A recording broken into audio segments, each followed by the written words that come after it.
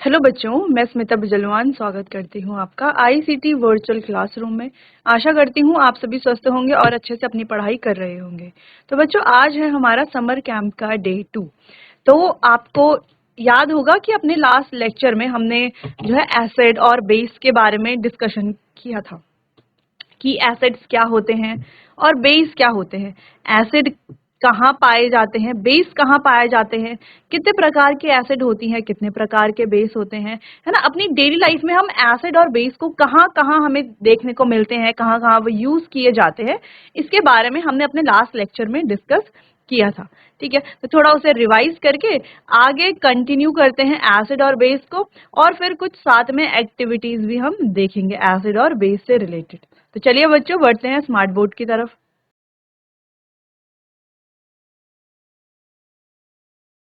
तो चलिए बच्चों, आगे डिस्कस करते हैं। लास्ट लेक्चर में हमने बात की थी एसिड के बारे में, तो थोड़ा रिवाइज कर लेते हैं। एसिड क्या होते हैं? ऐसे रासायनिक पदार्थ होते हैं जिनका स्वाद खट्टा होता है। ये H पॉजिटिव आयंस देते हैं। जिन पदार्थों में अम्ल पाया जाता है उन्हें अम्लीय पदार्थ कहते हैं। ठीक है, और अगर हम लिटमस की बात करें तो ये लिटमस को नीले से लाल कर देते हैं। ठीक है, इसके अलावा बहुत सारे जो फूड आइटम्स हैं जैसे कि लेमन, कर्ड, विनेगर, ऑरेंज, इन सभी में एसिड पाया जाता है। ठीक है, तो लेमन, कर्ड, ऑरेंज, आंवला, इसका यूज हम अपनी डेली लाइफ में करते हैं, है ना। तो यानी कि एसिड का यूज हम अपनी डेली लाइफ में करते हैं। ठीक है, तो बच्चों यहाँ से आपके लिए एक होमवर्क ये है कि आपको 10 फूड आइटम्स लिखने हैं और देखना है कि उनमें कौन कौन सी एसिड प्रेजेंट होती है। ठीक है, चलिए, जो आप अपने डेली लाइफ में यूज करते हैं जिन फूड प्रोडक्ट्स का। चलिए, फिर हमने बात की थी ऑर्गेनिक एसिड और मिनरल एसिड। तो दो तरह की एसिड है, ऑर्गेनिक एसिड जो जनरली वीक एसिड होती हैं और mineral acid generally strong acid होती हैं। ऑर्गेनिक एसिड जो हमें नेचर से मिलती हैं, अगर हम एग्जाम्पल की बात करें तो ऑर्गेनिक एसिड की कई सारे एग्जाम्पल्स हैं, जैसे कि citric acid, acetic acid, formic acid, malic acid, oxalic acid, etcetera etcetera. Mineral acid की बात करें तो sulphuric acid, hydrochloric acid, nitric acid, etcetera. फिर यहाँ पे कुछ फूड आइटम्स हैं, कुछ फ्रूट्स हैं। तो यहाँ पर हमें देखने को मिल रहा है कि ये एसिड के एग्जाम्पल्स हैं। क्यों है एसिड के एग्जाम्पल? देखो, पहले तो ये सारे ही सार यानी कि खट्टा इनका टेस्ट होता है। दूसरा, इन सभी में एसिड प्रेजेंट होता है। ठीक है, अब कौन सा एसिड प्रेजेंट होता है ये हमने यहाँ पर इस टेबल से देख लिया था अच्छे से। ठीक है, तो हमने क्या देखा, अगर हम विनेगर की बात करें, सिरका जिसे हम कहते हैं, तो उसमें प्रेजेंट होती है एसिटिक एसिड। वहीं अगर हम चींटी के डंक की बात करें या मधुमक्खी के डंक की बात करें तो उसमें प्रेजेंट होती है बच्चों फॉर्मिक एसिड। तो जब भी चींटी या मधुमक्खी हमें डंक मारती है तो वो हमारी बॉडी में या जिस भी बॉडी पार्ट पर वो डंक मारते हैं उस बॉडी पार्ट में क्या कर देती है, फॉर्मिक एसिड को इंजेक्ट कर देती है, जिस वजह से हमें पेन होने लगता है। एरिया पूरा जहां पर भी वो डंक मारती हैं वो एरिया पूरा रेड होने लगता है। इसके अलावा हमने बात की कुछ सिट्रस फ्रूट जैसे कि ऑरेंज, लेमन, इनमें प्रेजेंट होती है सिट्रिक एसिड। कर्ड, अगर दही की बात करें तो इसमें प्रेजेंट होता है लैक्टिक एसिड। आंवला की बात करें बच्चों तो आंवला विटामिन सी का एक बहुत अच्छा सोर्स है। ठीक है, अ, तो आंवले में आंवला जो है उसमें पाई जाती है स्कॉर्बिक एसिड। नेक्स्ट बात करें अगर हम टैमरिंड यानी कि इमली, ग्रेप्स, अनराइप मैंगोज, इन सभी में पाई जाती है टार्टरिक एसिड। क्लियर? चलिए, तो यहाँ पर हमने देख लिया है कि अलग अलग सब्सटेंसेस में कौन यानी कि जो फूड सब्सटेंसेस हम अपने डेली लाइफ में यूज करते हैं उनमें कौन कौन सी एसिड प्रेजेंट होती है। फिर हमने बेस के बारे में बात की, है ना। तो बेस स्वाद में कड़वे होते हैं, लेकिन इसका मतलब ये नहीं कि हर कड़वी चीज बेस होती है। जैसे करेला है तो करेला भी कड़वा होता है, इसका मतलब ये नहीं कि करेला भी क्या है, बेसिक नेचर का, ऐसा नहीं है। ठीक है, बेस टच करने में सोपी होते हैं और ये अलग अलग पदार्थों में पाए जाते हैं, जैसे कि साबुन है, वॉशिंग पाउडर है, ब्लीच है, तो इन सभी में बेस पाए जाते हैं। बेस के कई सारे एग्जाम्पल जैसे कि detergent, baking soda, drain cleaner, soap, antacid base, lime water, इन सभी में बेस पाए जाते हैं। कौन कौन से बेस होते हैं? जैसे सोडियम हाइड्रोक्साइड। जैसे हमने एसिड की बात की थी, तो अगर हम कहें कहा जाए कि 5 आप एसिड के नाम बताइए, तो आप आसानी से बता सकते हैं सिट्रिक एसिड, ठीक है, formic acid, acetic acid, hydrochloric acid, sulphuric acid, malic acid, oxalic acid. तो ये अलग अलग एसिड्स हैं, इसमें हमने मिनरल और ऑर्गेनिक एसिड दोनों को मिक्स करके बोला है, ठीक। वहीं अगर हम बेस की बात करें तो sodium hydroxide, potassium hydroxide, calcium hydroxide, ammonium hydroxide, magnesium hydroxide, ये सारे ही अलग अलग तरह के बेस हैं जो अलग अलग चीजों में पाए जाते हैं, ठीक है। तो यहाँ पर बच्चों window cleaners, lime water, soap, shampoo, ये सब हम अपनी डेली लाइफ में यूज करते हैं, ठीक है। अगर हम टूथपेस्ट की बात करें, टूथपेस्ट में भी बेस प्रेजेंट होता है, ठीक है। टूथपेस्ट करता क्या है, देखो, हम अपने टीथ को ब्रश करते हैं टूथपेस्ट से, है ना, करते हैं ब्रश, करते हैं। क्यों करते हैं? ताकि दांतों पे जो है सड़न ना आए, टूथ डिके ना हो जाए। तो टूथ डिके क्यों होगा? देखो, जो भी हम फूड खाते हैं, तो लगभग हर फूड में क्या होती है, शुगर होती है, ठीक है। तो जब भी हम कोई फूड खाते हैं, गलती से अगर कोई फूड पार्टिकल हमारे दांतों के बीच रह जाता है, तो बैक्टीरिया क्या करते हैं, उसको ब्रेक डाउन करते हैं, जिससे कि वो शुगर में ब्रेक डाउन होता है और क्या होता है, एसिड भी वहां पे प्रोड्यूस होता है, जिस वजह से वो कोरोसिव नेचर होने की वजह से वो हमारे टूथ को या टीथ को डिके कर देता है। तो उससे बचाने के लिए हमें क्या करना चाहिए, रेगुलर अपने टीथ को ब्रश करना चाहिए, लगभग 2 to 3 टाइम्स अ डे हमें अपने टीथ ब्रश करने चाहिए, ठीक है, क्योंकि वो बेसिक नेचर है और वो जो एसिड प्रोड्यूस हुआ है दांतों में, उस एसिड को न्यूट्रलाइज कर देगा बेस, ठीक है, टूथपेस्ट यानी कि। क्लियर है? फिर हमने बात की न्यूट्रल सब्सटेंसेस की, वे पदार्थ जो ना तो अम्लीय होते हैं ना क्षारीय होते हैं, यानी कि ना तो एसिडिक है ना ही बेसिक है, वो होते हैं न्यूट्रल, न्यूट्रल सब्सटेंस, ठीक है। चलिए, तो अब आ गई हमारा इम्पोर्टेंट टॉपिक। अब ये इम्पोर्टेंट टॉपिक हम क्यों कह रहे हैं, देखो बच्चों, अभी तक जो भी हमने पढ़ा वो सभी भी इम्पोर्टेंट टॉपिक ही थे, ठीक है। तो उन्हें आपने याद भी कर लिया है कि एसिड और बेस। अब आपको दोनों में डिफरेंस थोड़ा बहुत पता चल गया। अच्छा, एक और पॉइंट यहाँ पर रह गया था हमारा, जैसे हमने एसिड के बारे में बात की कि एसिड क्या करते हैं, H पॉजिटिव आयंस देते हैं, वैसे ही बच्चों अगर हम बेस की बात करते हैं तो बेस देते हैं OH नेगेटिव आयंस, ठीक है। तो इतना ध्यान रखना था आपको। अब बात करते हैं इंडिकेटर्स की। अब ये इंडिकेटर्स क्या है, इंडिकेटर्स जिसको हम बच्चों सूचक या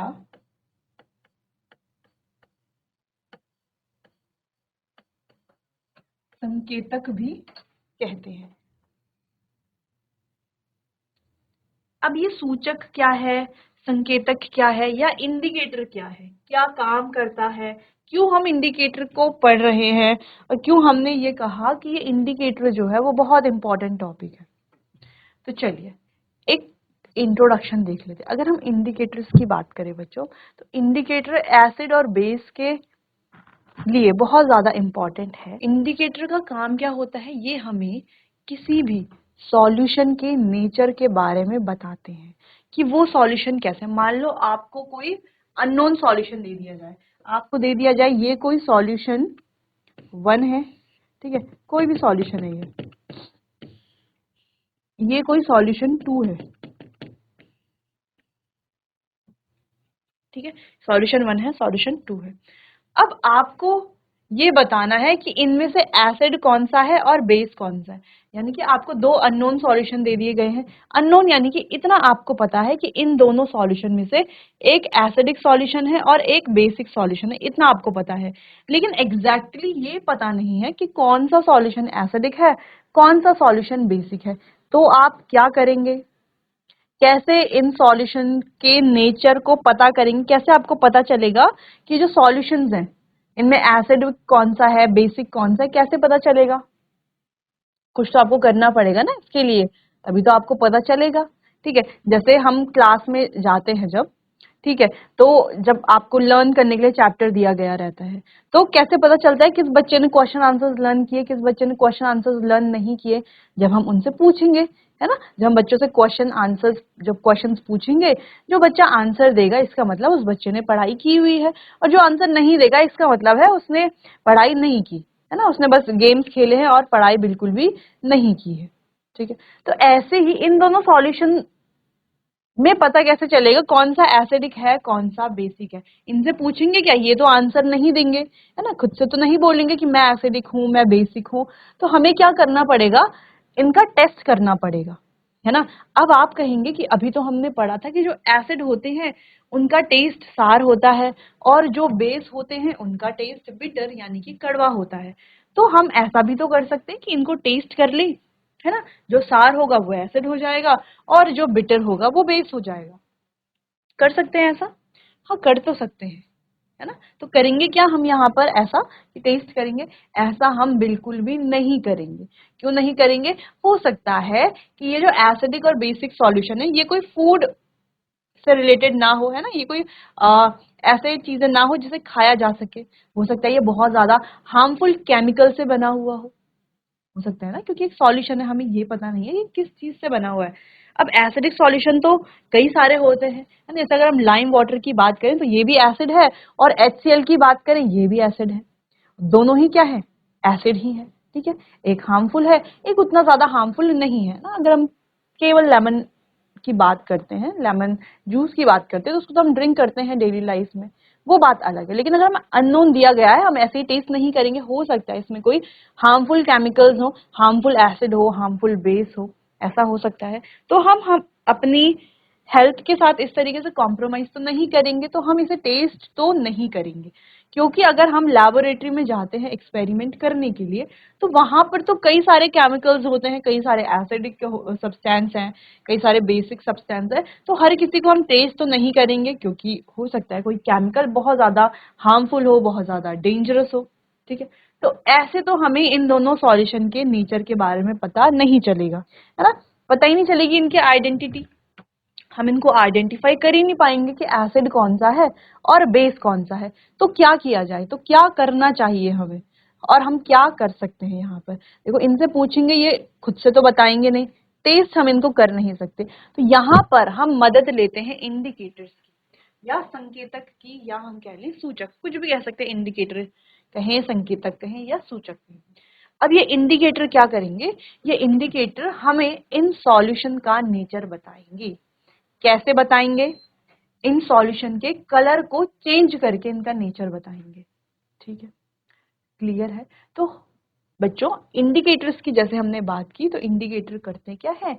इंडिकेटर हमें किसी भी सॉल्यूशन के नेचर के बारे में बताते हैं कि सॉल्यूशन एसिडिक है या बेसिक है या न्यूट्रल है। ठीक है, कैसे बताते हैं? कलर में चेंज करके बताते हैं।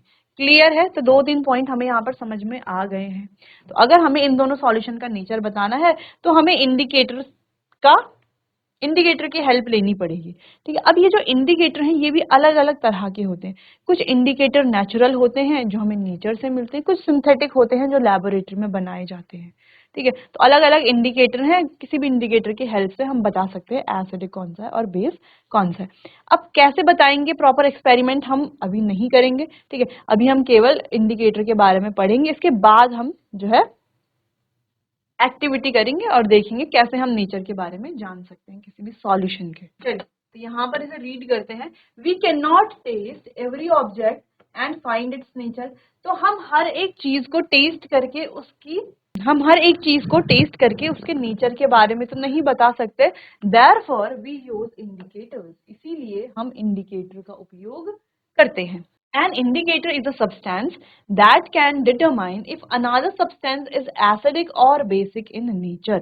तो इंडिकेटर ऐसे सब्सटेंस होते हैं जो डिटरमाइन करते हैं कि जो दूसरा सब्सटेंस है वो एसिडिक है या बेसिक है।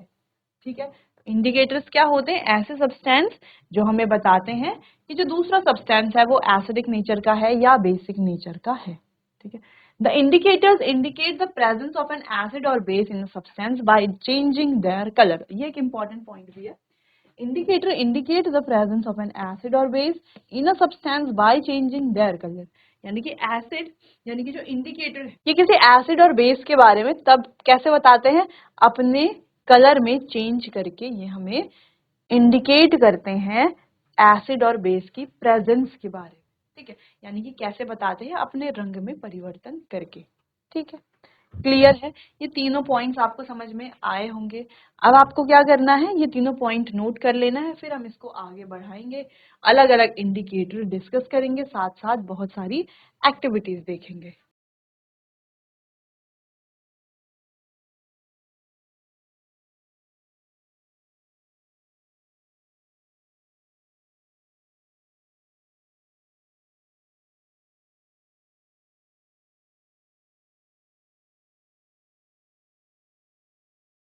आगे बढ़ते हैं, बात करते हैं इंडिकेटर के एग्जाम्पल की। ठीक है, तो बच्चों हमारे पास अलग अलग तरह के इंडिकेटर्स होते हैं।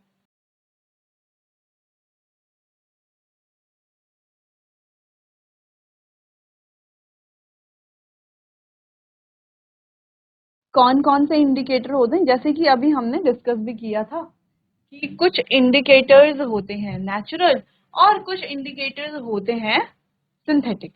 ठीक है, तो अगर हम देखें यहाँ पर लिटमस, एक इंडिकेटर है लिटमस, एक है टर्मरिक और एक है चाइना रोज। तीन इंडिकेटर हमें यहाँ पर दिख रहे हैं, ये तीनों है बच्चों नेचुरल इंडिकेटर, यानी कि प्राकृतिक सूचक। नेचुरल इंडिकेटर क्यों कह रहे हैं हम इसको, क्योंकि हमें नेचर से मिलते हैं, जैसे हम चाइना रोज, हल्दी, लिटमस, ठीक है, लिटमस लाइकेन से एक्सट्रैक्ट किया जाता है तो वो भी हमें नेचर में ही मिलता है, इसीलिए कह रहे हैं कि नेचुरल इंडिकेटर्स ये हैं। नेक्स्ट है फिनोल्फ्थेलीन इंडिकेटर और मिथाइल ऑरेंज, ये है बच्चों सिंथेटिक इंडिकेटर।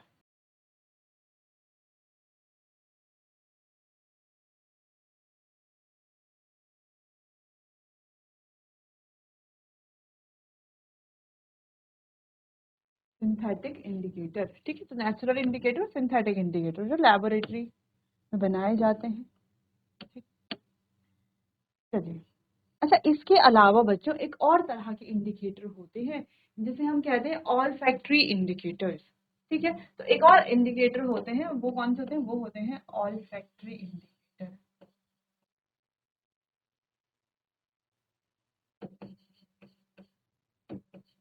अब ये ऑल फैक्ट्री इंडिकेटर्स क्या होते हैं,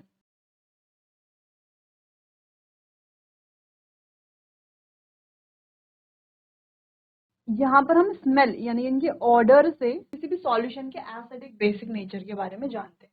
इनके भी एग्जांपल है, जैसे कि अनियन इंडिकेटर, अनियन, अनियन है, या क्लोव ऑयल है, ये वनीला एसेंस है। ठीक है, ऐसे कई सारे इंडिकेटर हैं, ऑल फैक्ट्री इंडिकेटर ऐसे कई सारे हैं।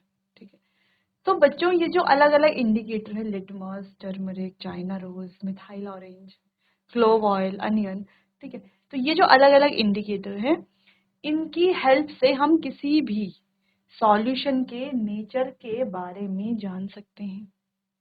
कैसे इनकी हेल्प से, चलिए तो एक एक करके सारे इंडिकेटर को डिस्कस करते हैं। अब ज्यादातर जो यूज किया जाता है वो होता है लिटमस इंडिकेटर। ठीक है, लिटमस पेपर की फॉर्म में और सॉल्यूशन की फॉर्म में, दोनों फॉर्म में अवेलेबल रहता है। ठीक है, तो हम सॉल्यूशन की फॉर्म में या पेपर की फॉर्म में जिस भी तरह से हमें यूज करना है हम इसे यूज कर सकते हैं और किसी भी सॉल्यूशन के नेचर को जान सकते हैं। ठीक है, तो सबसे ज्यादा सही अगर हम कहें, वैसे तो सारे ही यूज किए जाते हैं, लेकिन दोनों के लिए एसिड और बेस दोनों को जानने के लिए सबसे ज्यादा जो यूज किया जाता है वो है लिटमस इंडिकेटर। ठीक है, अब आपको क्या करना है, ये इंडिकेटर को एज इट इज नोट कर लेना है, या आप एक फ्लो चार्ट बना सकते हैं। फ्लो चार्ट बना करके करेंगे तो आप बहुत इजीली याद कर पाएंगे। ठीक है, नोट कीजिए एक बार इसे।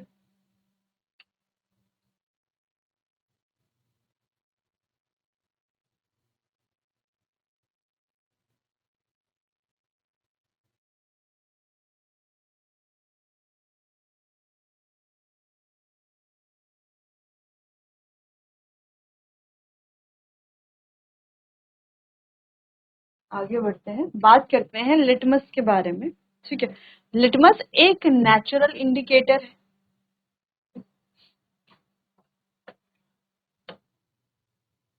लिटमस क्या है? A natural indicator.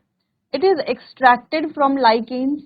इसे लाइकेन से एक्सट्रैक्ट किया जाता है। ठीक है। It has a purple colour in distilled water.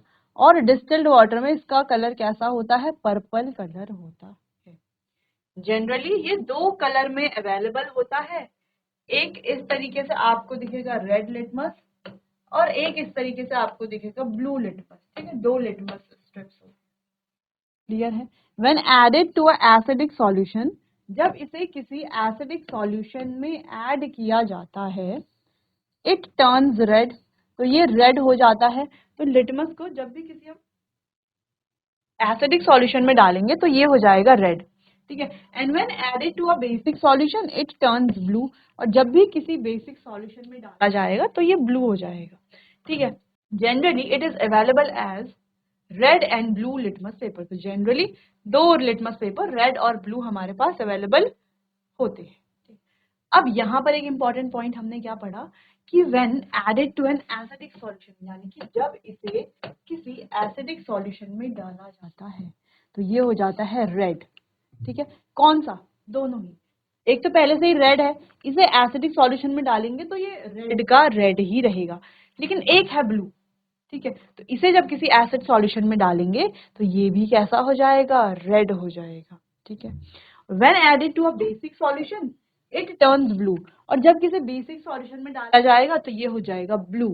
ठीक है। जैसे इन दोनों को अगर हम किसी बेसिक सॉल्यूशन में डाल दें तो ये कैसा हो जाएगा? दोनों ही ब्लू हो जाएंगे। देखो एक तो पहले से ही ब्लू है, वो तो ब्लू ही रहेगा, वो तो अपना कलर चेंज नहीं करेगा। लेकिन जो रेड है वो कैसा हो जाएगा? वो भी ब्लू हो जाएगा। क्लियर है? कोई कंफ्यूजन तो नहीं है? चलिए, तो हमने क्या किया था अभी, एक सॉल्यूशन, ये दो सॉल्यूशन लिए थे ना, और कहा था इन सॉल्यूशन के नेचर को हमें बताना है। तो टेस्ट हम नहीं कर सकते, ऐसे ही देख करके हम बता नहीं सकते, है ना? इतना मैजिक तो हमें नहीं आता कि देख करके बता देंगे कौन सा एसिडिक है कौन सा बेसिक है। तो हम क्या करेंगे, यहाँ पर इंडिकेटर की मदद लेंगे।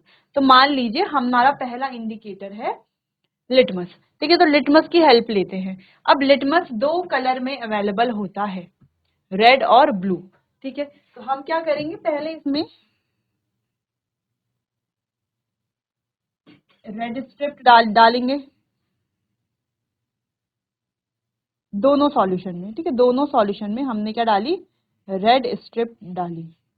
अब हमने क्या देखा कि एक में तो रेड स्ट्रिप रेड ही रही, लेकिन एक में रेड स्ट्रिप कैसी हो गई? ब्लू हो गई।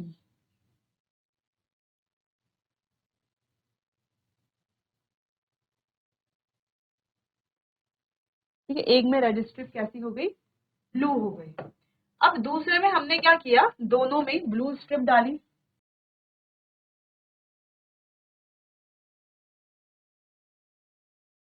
इसमें भी डाली हमने एक ब्लू स्ट्रिप, और इसमें भी डाली हमने एक ब्लू स्ट्रिप।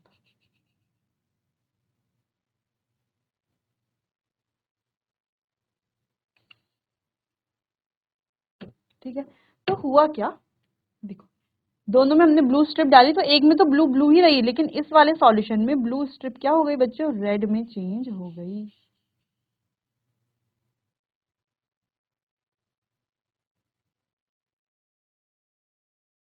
यानी कि क्या समझ में आया, यहाँ पर रेड स्ट्रिप तो रेड ही रही, लेकिन ये ब्लू स्ट्रिप जो है ये क्या हो गई? Blue to red, blue to red.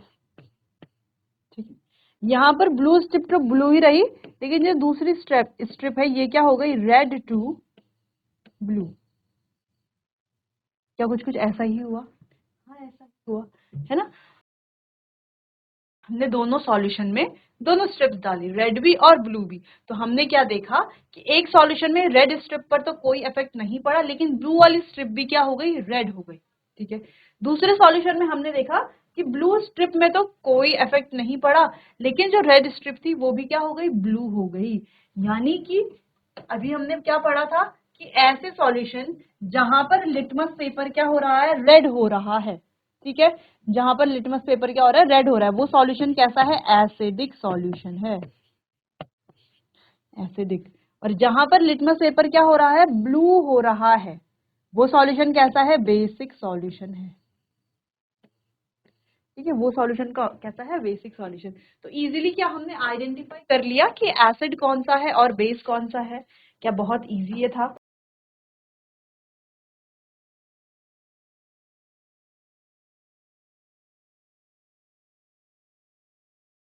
Clear है, समझ में आया, कोई कंफ्यूजन तो नहीं है, ठीक है।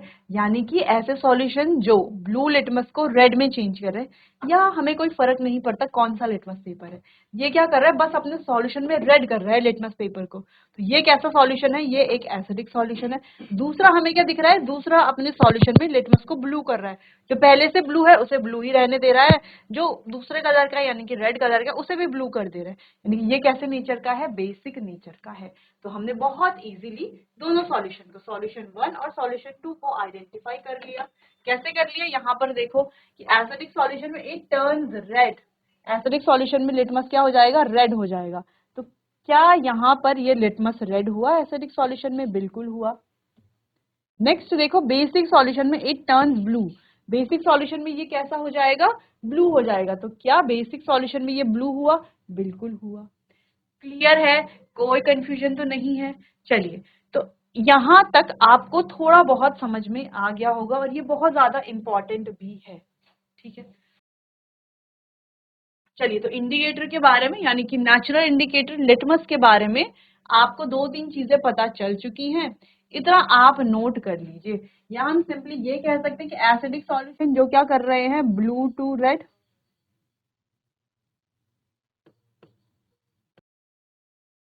और बेसिक सॉल्यूशन जो कर रहे हैं रेड टू ब्लू।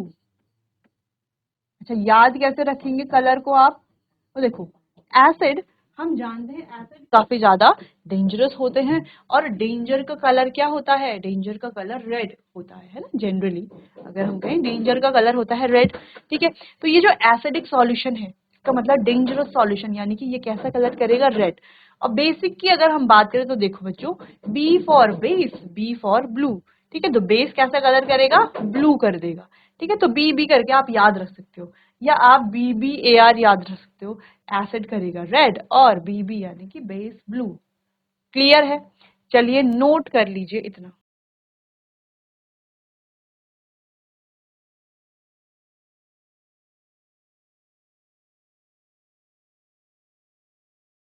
तो बच्चों, आज हमने एसिड और बेस जो सॉल्यूशंस हैं उनको कैसे आइडेंटिफाई करेंगे ये हमने आज सीखा, ठीक है। तो हमने बात की यहाँ पर इंडिकेटर की, जिसमें हमने पहले सबसे पहले लिटमस इंडिकेटर के बारे में बात की। लाइकेन से एक्सट्रैक्ट किया जाता है, और लिटमस की मदद से हम इजीली किसी भी सॉल्यूशन के नेचर को जान सकते हैं कि वो एसिडिक है या बेसिक है। यहाँ पर हमने एक एक्टिविटी भी की जिससे हमने बहुत इजीली समझ लिया, तो ये बहुत ज्यादा इजी आपके लिए होगा, ठीक है, आपको ये अच्छे से रिवाइज कर लेना है। तो चलिए बच्चों, आज के लिए बस इतना ही, मिलते हैं अपने आने वाले अगले सेशन में, तब तक के लिए आपका बहुत बहुत धन्यवाद।